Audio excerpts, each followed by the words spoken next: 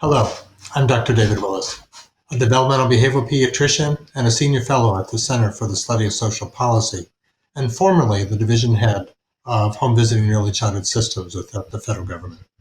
Currently, I work to advance the future well-being of all young children, now with an anti-racist frame, knowing that half of the children of our next generation are children of color.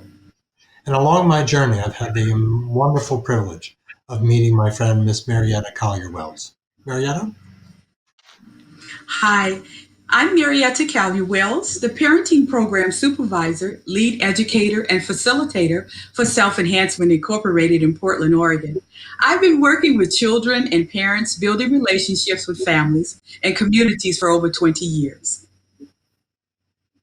We both know that the future health and social emotional well-being results from positive, nurturing, and responsive early childhood experiences with loving parents, families, and caregivers. We call that early relational health, to focus our attention on the earliest infant-caregiver interactions. This will require a mindset shift for the field. Historically, our society has focused on children as individuals and thrown out relationships as mattering. That makes no sense.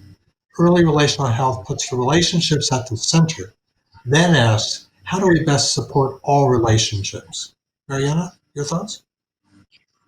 The problem is our society doesn't think this way, and the result is toxic. Families are coming into doctors' offices with their walls up. Needed support is rejected in that state. This is a recipe for not addressing problems, harming families, and wasting resources.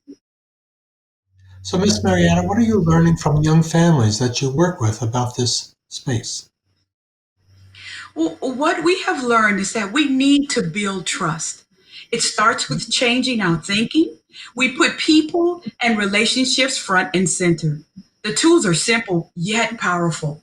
Body language, the way I sit and look at you, these can present an opening or put up a barrier. Not coming from above, but sitting alongside.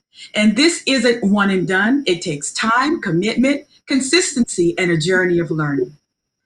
And what do you think doctors and clinics can do to celebrate early relational health and developing those strengths for all families?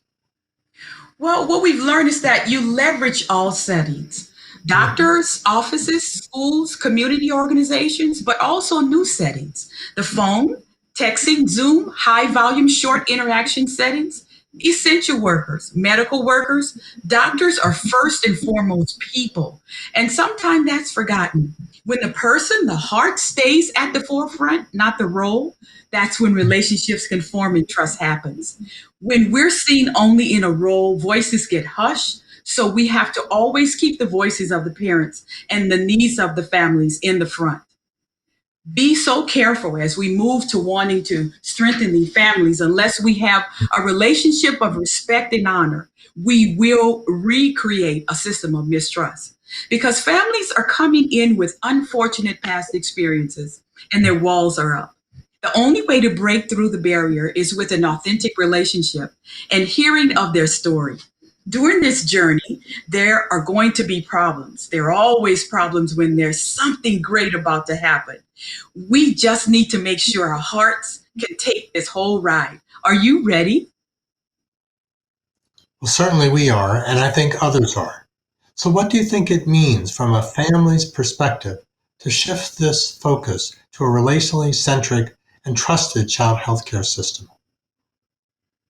Well, short term, we have to get the core values and tools in place. It's the new mindset that we discussed early on.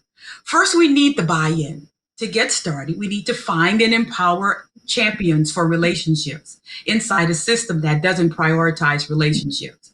When we have buy in, we need the right nurturing in relationship building.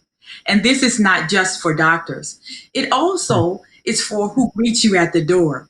It's the whole office staff. If we do that, we create an environment for families to have the confidence to believe in themselves. Longer term, we need to change systems and build consistency. We don't need 100%. And the focus needs to stay on the relationship first. In a just learning teaching atmosphere, you teach to the student, not the curriculum. For example, Ellen Galinsky, Mind in the Making, tools validate the necessity to build in perspective taking beyond your own agenda, caring for the person, not the patient. You know, we're in this incredibly challenging time of the triple crisis, the COVID pandemic, the economic collapse, and the anti-racist revolution. There are many discussions going on about dismantling racism in all systems, not the least of which is the child health system.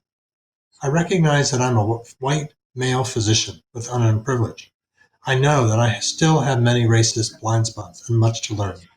You and I have discussed how important it is to have some of these hard conversations, especially when my blind spots arise between us, and to advocate for such authentic conversations with families at all levels of the community system, programs, policies, and activities is something we feel strongly about. So, MaryEtta, what are some of your final thoughts about having these anti-racist conversations between families and their child health providers to move forward? Well, Dr. David Willis, I know one thing, it's not going to be easy. But if our hearts are open, if we listen carefully, deeply, and respectfully, and build authentic relationships in our system of care, then families will guide the way for us. Well, thanks, MaryEtta, for this conversation today. You're welcome.